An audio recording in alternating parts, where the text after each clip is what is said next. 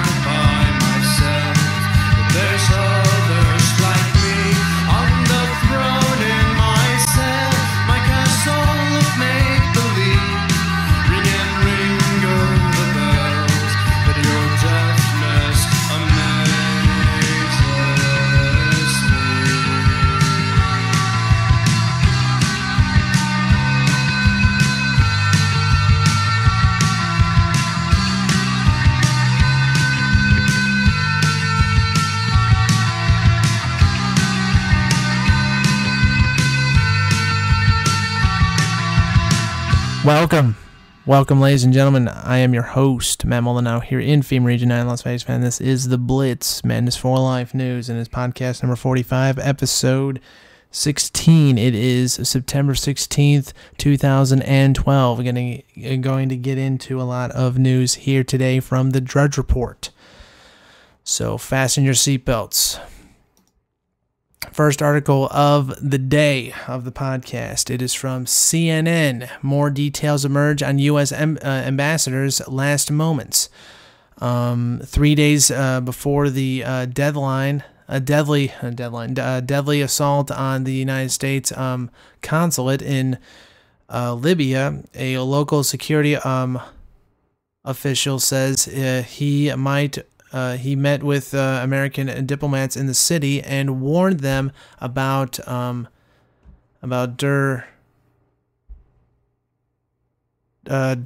deterring security. A member of the February 12th bridge told CNN. A member told CNN that he and a bulletin. It's platoon. There we go. Commander had a meeting about the economy and security. He said they told the diplomats that the security situation wasn't good for international business. The situation is frightening. It scares us. Mubarak said, not Mubarak, member Oric, whatever, said they told the U.S. officials. He did not say how they responded. He said it was not the first time he was warned foreigners about the worsening security situation in the face of the growing presence of armed jihadist groups in the Bangladeshi area. The main building in the compound is in shattered ruins. There we go. This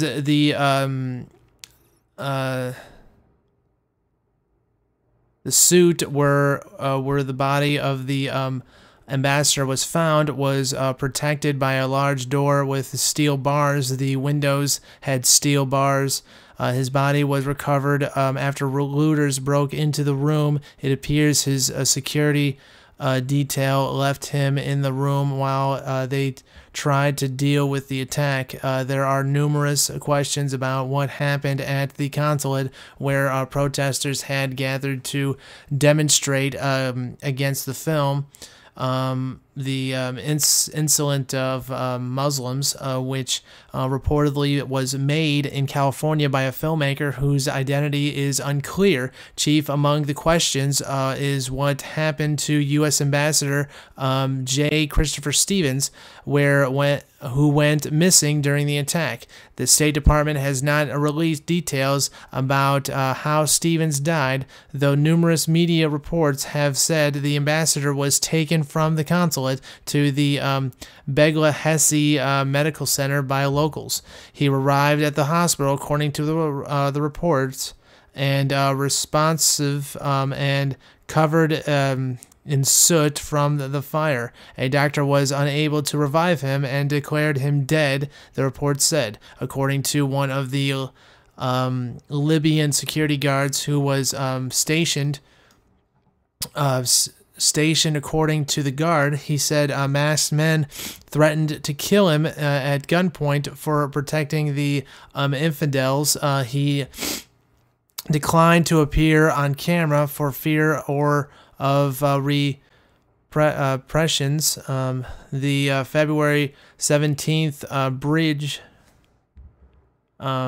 breach, a militia connected to the government but not part of Libya's armed forces, was closely involved in the rescue of the American staff trapped after the attack Tuesday night. After the consulate was attacked and set on fire, a number of Americans escaped to a safe house in another part of the city, but that came under attack too. Mubarak said the Membarok said he received a call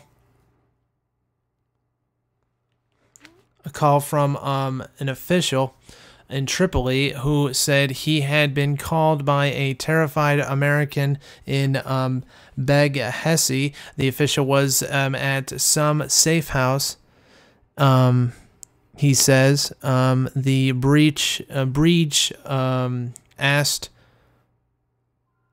the Americans if they needed help, but we're told that while the situation was dangerous, it was controlled. A few hours later, he said he received another call from Tripoli about the arrival of a U.S. team at Benghazi airport that needed support into the city. He met the 7 Americans who were heavily armed but not in military uniform on the runway and provided them with an armed escort, he said. As soon as the 2 vehicles carrying the 7 Americans arrived at the 7 house, they came under intense attack including a volley of grenades and machine gun fire. The assailants fled. The Libyan government has vowed to bring the predators of the attack to justice. But on a visit to the heavily damaged consulate, the country's president said Libya expected help from its friends in the international community. Asked whether the government was not capable of controlling extremist groups, he responded, "You are not far from the truth." That's one of the articles. Next article.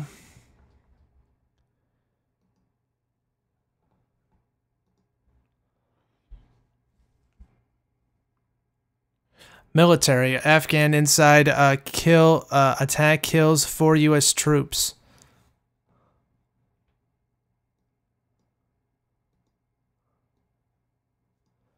Kabul, Afghanistan. An Afghan police officer turned his gun on NATO troops at a remote checkpoint in the south of the country before dawn Sunday, killing 4 American troops, according to Afghan and international officials. It was the third attack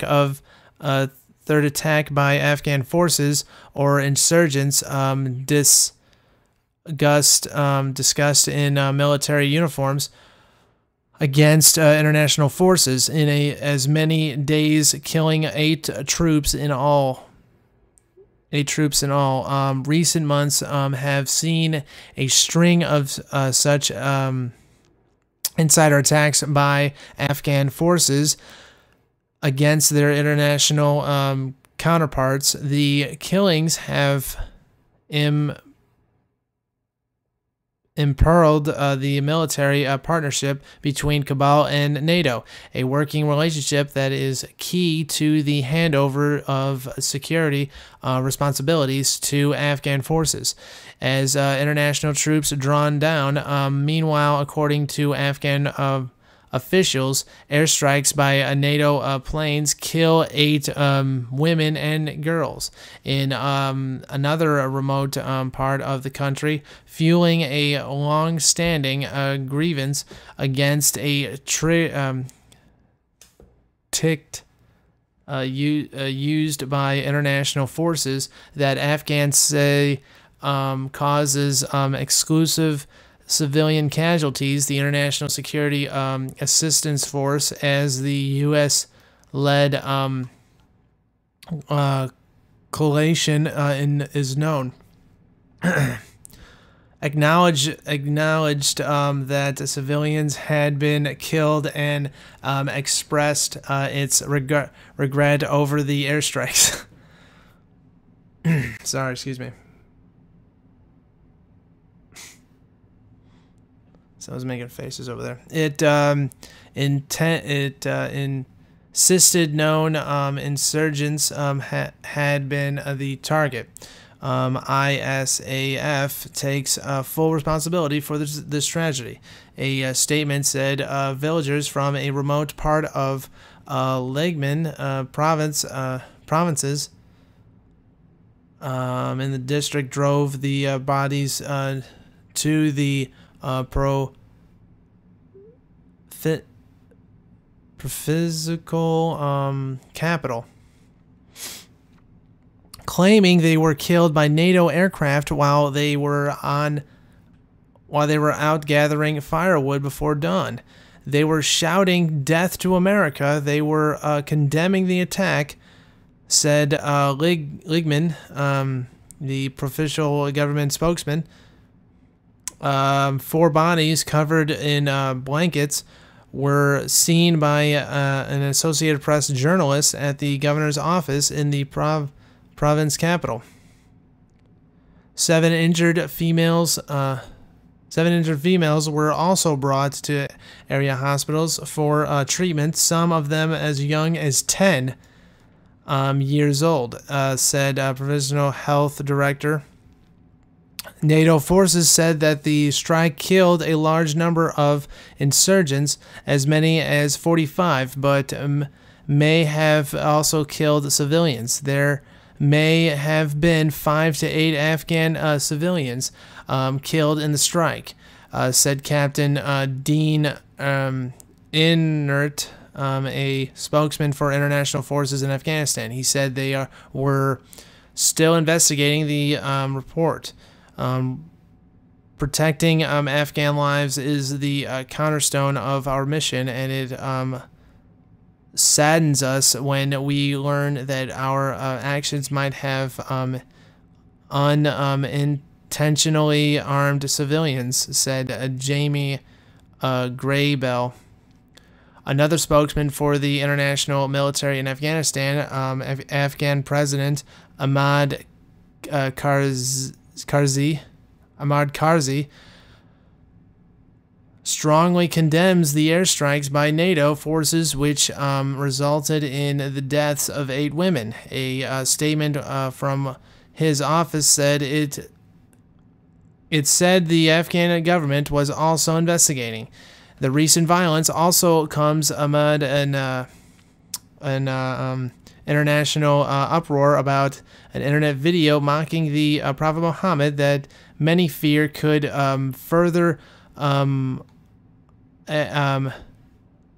aggravate Afghan-U.S. relations. The video has sparked protests throughout the Muslims Muslim world and the Afghan government blocked the YouTube site that hosts the video and its partner company, Google Incorporated, over the week in a move to prevent violent protests. So far, protests in Afghanistan have remained peaceful. Details of Sunday's attack on the U.S. troops were slowly to come out because it took place in a remote area, said Graybell, the NATO forces spokesman. The attack took place in the vicinity of an outpost in southern Afghanistan. It is my understanding that it was a checkpoint, Greenbell said. International forces often work with Afghan police to man checkpoints as part of the effort to train and monitor the Afghan forces so that they can eventually operate on their own. The goal is to turn over all security responsibilities for the country to the Afghans by the end of 2014, though numbers of NATO forces have already been reduced in many areas.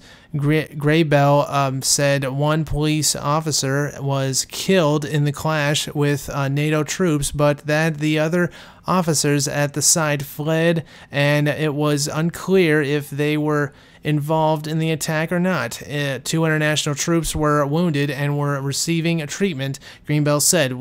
He did not say how serious the injuries were. Afghan officials said the checkpoint in Zengbel province's district came under attack first from insurgents sometime around midnight. American forces came to help the Afghan people respond to the attack. They said the deputy police chief to the province, and it just continues on from there. That's from Google. That's from Yahoo News, by the way. Crap, I'm way behind. Next article here.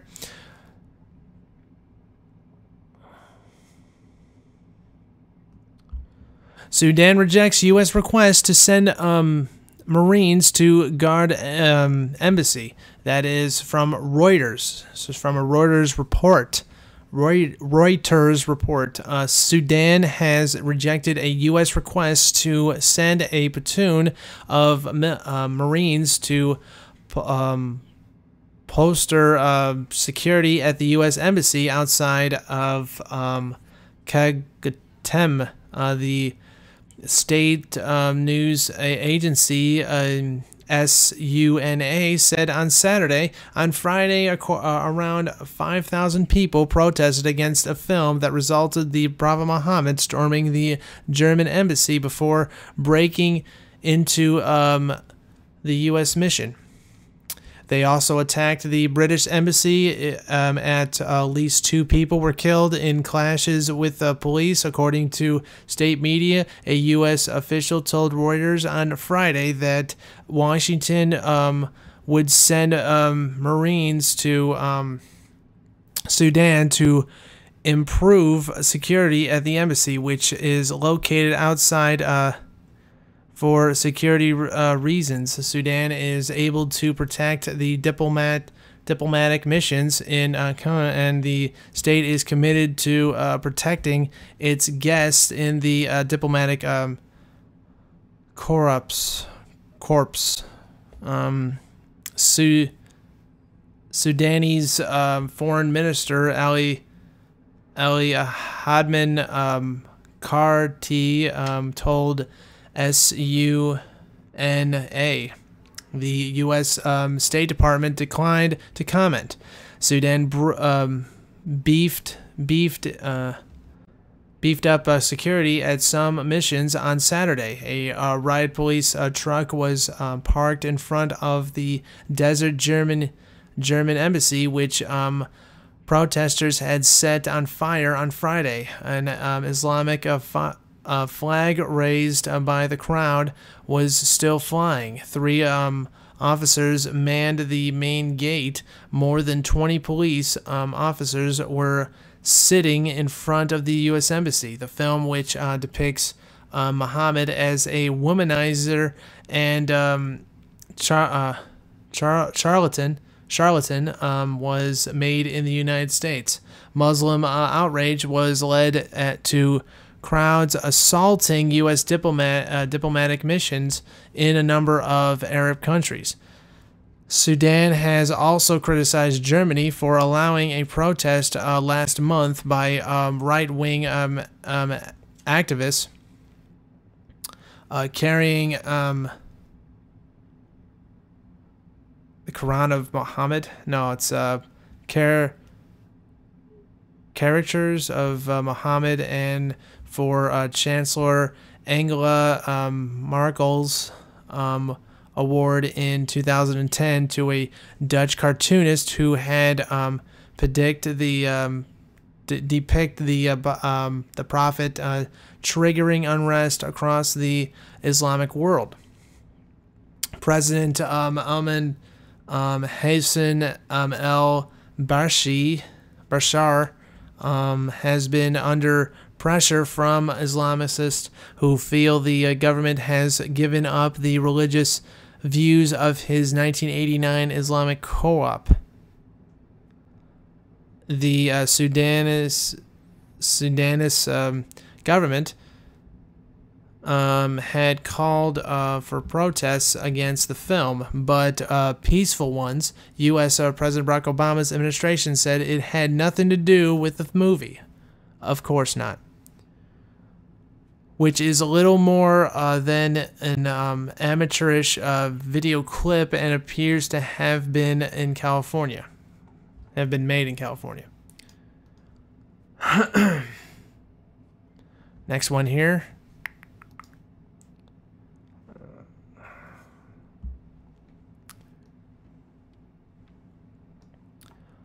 Armada of British naval power massing in the Gulf as Israel prepares an Iran strike. This is from the Telegraph.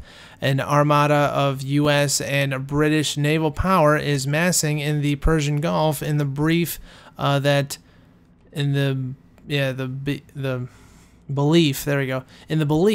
Israel is considering a preemptive strike against Iran's covert nuclear weapons program.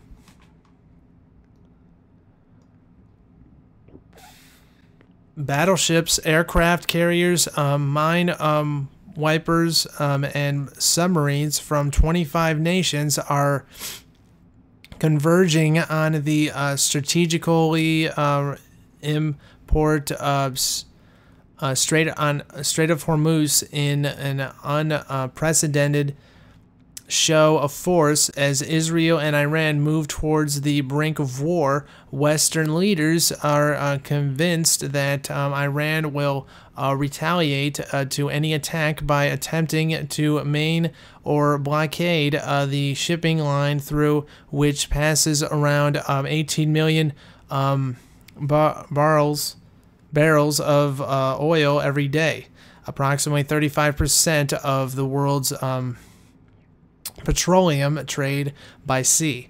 The blockade would have a astronomical effect on the fragile economies of Britain, Europe, the United States, and Japan, and they don't really care. All of which rally heavily on oil gas supplies from the Gulf. The Strait of Hormuz is one of the world's most congested international waterways. It is only 21 miles wide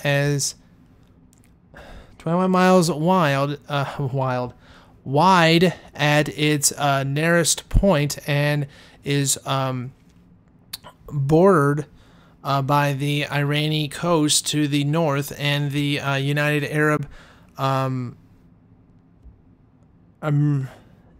Emirates to the south. The preparation for any preemptive or retaliatory action by Iran warships more than 25 countries, including the United States, Britain, France, Saudi Arabia, and the UAE, will today begin an annual $20 a 12-day exercise. The war games are the largest ever undertaking in the region. They will practice tactics in how to breach an Iranian blockade of the strait, and the force will also undertake counter-mining drills. The multinational naval force in the Gulf includes 3 U.S. Nemesis-class carrier groups, each of which has more aircraft than the entire complement of the Iranian Air Force. Carriers are supported by at least 12 battleships, including ballistic missile cruisers, frigates, destroyers, destroyers, and assault ships, carrying thousands of U.S. Marines and Special Forces. The British compound consists of 4 British main swipers and the Royal Fleet something Bay, a logistics vessel. HMS Diamond, a brand new $1 billion euro or 1 billion pounds type 45 destroyer, one of the most powerful ships in the British fleet, will also be operating in the region. In addition, commanders will also summit destroying Iranian combat jets, ships, and consulate missiles batteries, and it continues on from there. Continuing here with these articles. Libyans see al-qaeda hand in embassy attack. The head of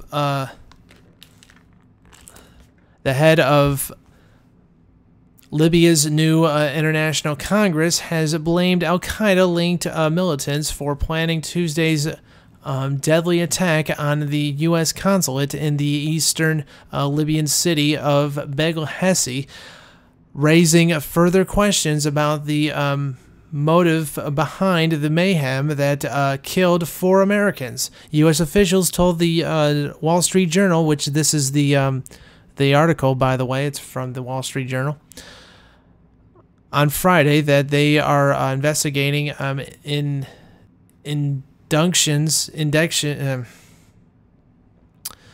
that a local group of Libyan militants in Sar al-Sharia held a series of conversations Tuesday with al-Qaeda extremists about the assault that day on the consulate, in the first sign of possible coordinations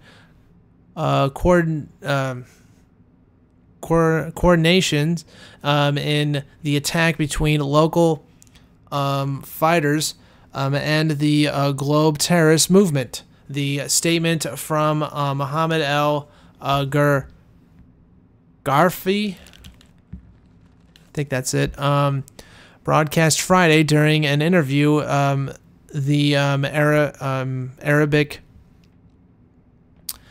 broadcaster Al Jazeera, whatever, is the first time that a Libyan official has implicated the global terrorist organization in the chaotic events that raised tensions throughout the Middle East.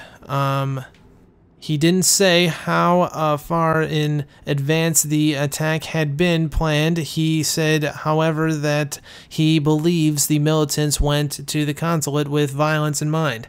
I think this was al-Qaeda, Mr. said in the interview. If you take into account the weapon used, like RPGs and other heavy weapons, it proves that it was pre-planned. It's a dirty act of revenge that has nothing to do with religion. Libyan security officials in Benghazi, who are heading the investigation into the bloody incident have cautioned against raising to judgment about the nature or cause of the deaths. They have said they suspect members of Ansar al-Sharia, among others, of partaking in the armed mob that marched on the diplomatic compound. However, there is no evidence that the local militants organization ordered a specific attack against U.S. diplomatic personnel. Some of the Libyan security officials have said. Local Libyan officials have also been hastened to blame the violence on militant Islamic jihadists, and some have even suggested that a cell of Gaddafi loyalists may have been responsible for instigating the bloodshed. U.S. officials said they saw no intelligence before the attack to suggest militants, either the local group or al-Qaeda, wanted to hit the consulate. Officials said they also didn't believe the militants targeted the ambassador, despite indignations of the communications between the local group and the al-Qaeda effort. Officials said it wasn't known whether the leaders of either group directed the militants executing the attack, or rather members may have acted on their own, according officials said.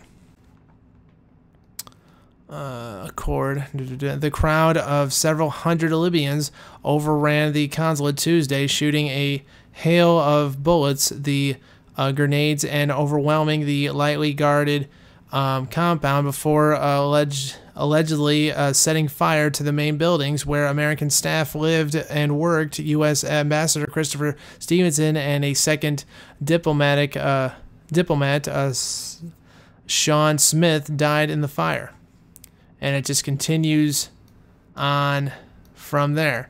And that is from the Wall Street Journal. Continuing here with these articles.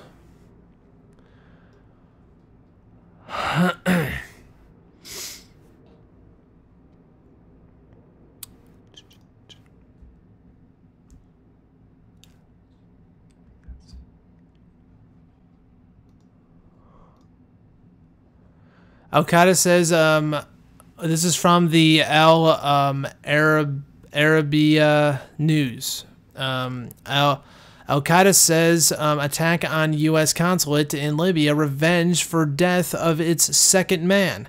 Al-Qaeda said the deadly attack on the U.S. consulate in Benghazi, Libya, was in revenge for the killing of the network's number 2, Sheikh Ebu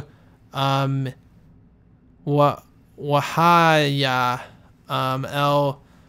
Libby site intelligent group reported Saturday, as Libyan authorities have identified 50 people who were involved in the attack. The killing of their second man only increased the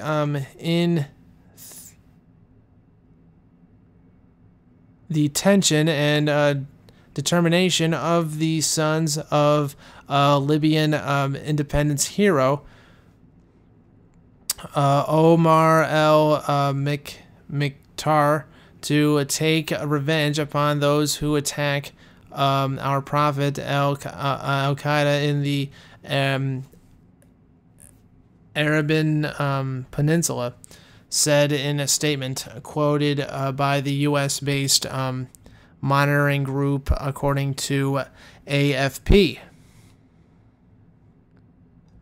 Al-Qaeda's Yemen-based offshoot did not claim direct responsibility for Tuesday's attack on the U.S. consulate in Benghazi that killed the U.S. ambassador to Libya, Christopher Stevens, and 3 other Americans, but it stressed that the uprising of our people in Libya, Egypt, and Yemen against America and its embassies is a sign to notify the United States that its war is not directed against groups and organizations, but against the Islamic nation that has rebelled against injustice. The statement comes 4 days after al-Qaeda chief issued a video, his late deputy and propaganda chief, who was killed in a drone strike in June. Mohammed al-Maghrib, the head of Libya's national assembly, there we go, said on Saturday that the attack on the U.S. consulate in Benghazi was planned and well executed, I think.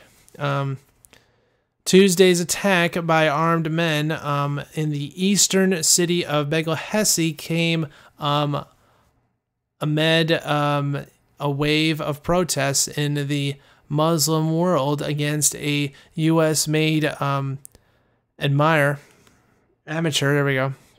internet film deemed in resulting to the Prophet Muhammad. Suspected Islamic militants fired on the consulate with rocket propelled grenades and set it ablaze on the anniversary of the September 11, 2001 terror attack on the United States claimed by al-Qaeda. Meanwhile, Libyan authorities have identified 50 people who were involved in the attack on the U.S. consulate in Benghazi, a security official said on Saturday, Reuters reported. So far, 4 people have been arrested and are being questioned, Libyan officials have said. We know of 50 people who were involved in the attack. We have names and we know who they are, but there could be more. Spokesman for Libya's Supreme Security Committee said. 4 have been arrested. Some of the others may have escaped via Benghazi airport, maybe to Egypt, but this is not confirmed. This is not confirmed. It should be, but this is not confirmed. It just says, but this not confirmed. Should be, this is not confirmed. But hey, all right, that's fine. Continuing here, we have given their names to all the Libyan border entry points.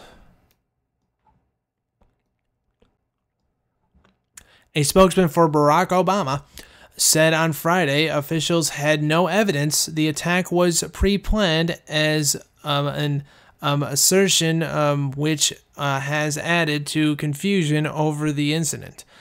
Immediately after the attack, U.S. officials speaking on condition of anonymity were quoted widely in the media saying they believed the attack was well planned and organized.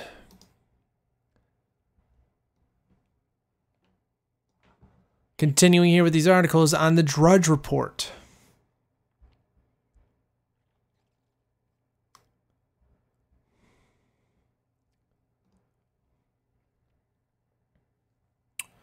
Al-Qaeda in Yemen argues Muslims to kill U.S. diplomats over film.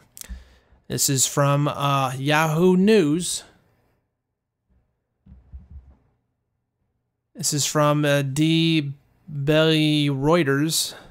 The Yemen based branch of al-Qaeda argued Muslims to step up protest and kill more U.S. diplomats in Muslim countries after a U.S.-made film mocking the Prophet Muhammad, which it said was another chapter in the Crusader wars against Islam. Whoever comes across America's ambassadors or missionaries should follow the example of Umar al-Mukhtar's descents, who killed the American ambassador, the group said, referring to Tuesday's attack on the U.S. consulate in the Libyan city of Benghazi. Let the step of kicking out the embassies be a step towards liberating Muslim countries from the American hegemony. A statement posted on an al-Qaeda in the Arabian Peninsula website on Saturday said fury about the film stepped across the Middle East after Friday prayers with protesters attacking U.S. embassies and in protests that killed at least 7 people and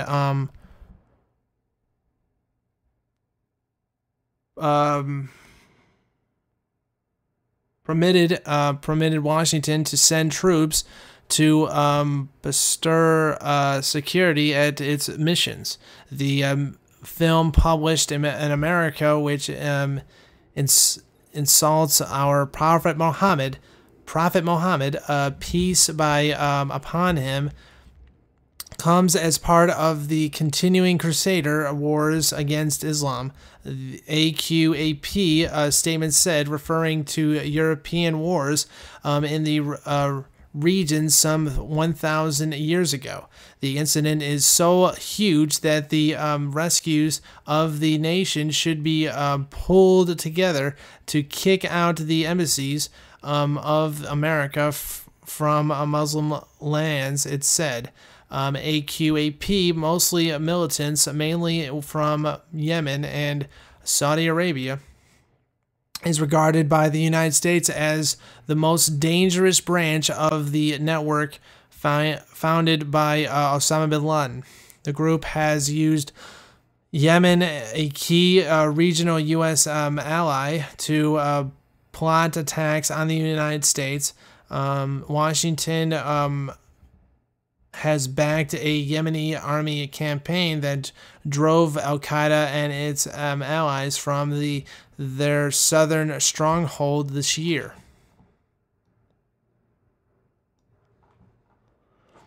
Muslims have blamed the U.S. government for the amateurish film of obscure origin. Washington has condemned the film and said it does not condone any insult to any religion, pressing the attacks by angry demonstrators in Libya, Egypt, Yemen, and Sudan on U.S. and other Western missions as national responses to a huge insult. The statement said that American embassies should be burned and diplomats killed. It said defending the Prophet's honor was a religious duty and to the Muslim nation, each according to his ability. The group also said that Muslims living in the West have an extra duty to be involved in attacks on key targets. They are capable of doing harm, and reaching the enemy is easier for them, it said.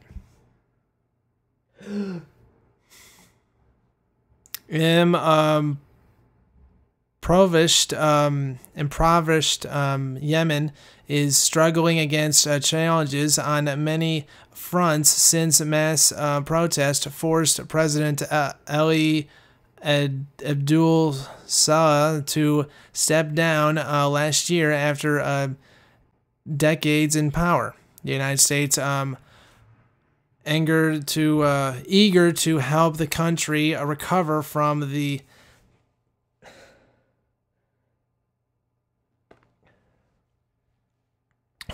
upheaval that has pushed it to the brink of collapse, has said it would provide $345 million in security, humanitarian, and development aid this year, more than double last year.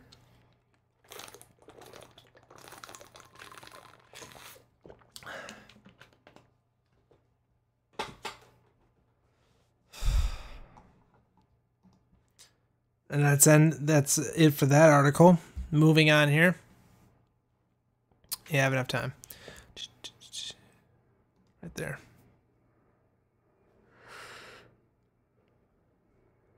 U.S. is, this is from the New York Times, still in the Middle East. The U.S. is preparing for a long siege of Arab unrest.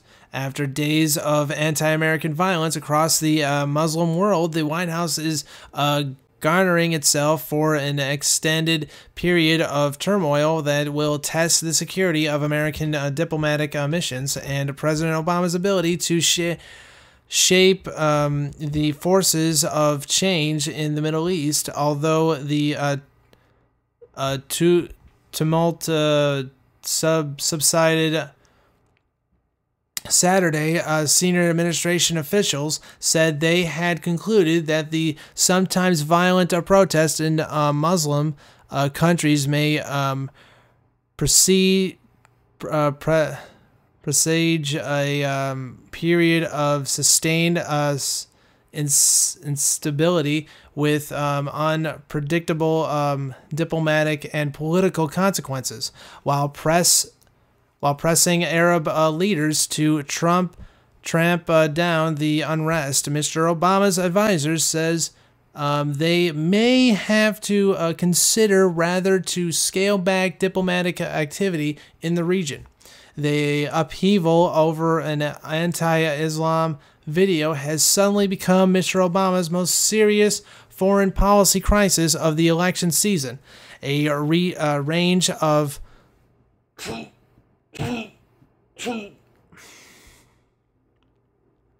excuse me, and a range of analysts say it presents questions about central tenets of his Middle East policy. Did he do enough during the Arab Spring to help the tensions to democracy from atrocity? Has he drawn a hard enough line against Islamic extremists? Did his administration fail to address security concerns? These questions come at an opportune time domestically, as Mr. Obama enters the fall campaign with a small lead in polls. His policy escaped a serious serenity in the intentional days after the attack that killed 4 Americans in Libya last week, in part because of the further over a statement by Mitt Romney accusing the president of sympathizing the attackers. Mr. White House officials said they recognize that if not for Mr. Romney's statements, they would have been the ones on the defensive. As of Saturday night, the worst of the crisis appeared to have passed, at least for now. The Egyptian government, responding to administration pressure, cracked down on protesters in Cairo on Saturday. And in Libya, the government rounded up suspects in the violence that killed 4 Americans on Tuesday. Leaders in Sudan, Saudi Arabia, and Tanzania appeared for calm. Still images from the past week of American flags being torn down and burned, and an Islamic flag being raised, and embassies being overrun by angry mobs introduce a vital element into a re-election effort in which foreign policy has been a strength. Some critics and commenters were already invoking the images of the Iranian hostage crisis that doomed another presidency after Obama's success in killing Osama bin Laden and killing Gaddafi, and in not blowing up Iraq. I think Obama and his aides figured we've got this box pretty well, take care of, said Michael Rubin, a Middle East scholar at the American Enterprise Institute and a former Bush administration official, referring to Colonel Gaddafi of Libya, Umar Gaddafi, Colonel Umar Gaddafi. Now that gets thrown up into the air, he said, instead of Obama being the successful guy that got bin Laden. We're talking about Obama as the second coming of Jimmy Carter, and that's not something the campaign wants to see. Mr. Obama came to office vowing to culminate America's relationship with the Muslim world after the Iraq War, and gave a high-profile speech in Cairo outlining a new era of falterness, caught off guard by cascading revolutions in the Middle East. He eventually supported rebels who overthrew Egypt's long-time president, and ordered airstrikes that helped bring down Colonel Gaddafi. He was later killed. But his administration was struggled to find a balance between democracy and guarding national interest in the region, as authoritarian governments have been replaced by popular Islamist parties, much less tied to Washington. To the extent of the United States supports greater democracy, it may not diffuse anti-American rage in a region with no real history of popular rule and with deep economic troubles. His sitting of Libya as a model of translation now looks suspect, and the United States has been powerless to stop a bloody crackdown in Syria. Administration officials say they are acutely aware of the risks, and they worry that the violence could range for a while, because with every new protest, more people are exposed to the inflammatory American-made anti-Islam video that has fueled so much anger al-Qaeda's branch in Yemen on Saturday called for further attacks against American embassies. The reality is the Middle East is going to be turbulent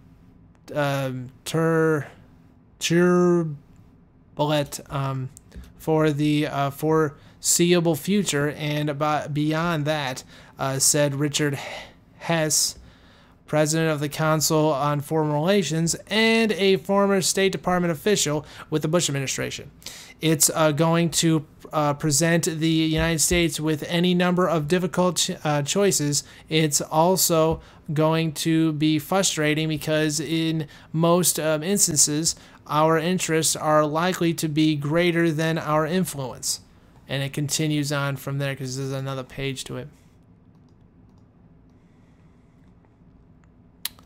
Holy crap. I can't even get into these other articles here. I apologize for that. Is that it? I think that's it.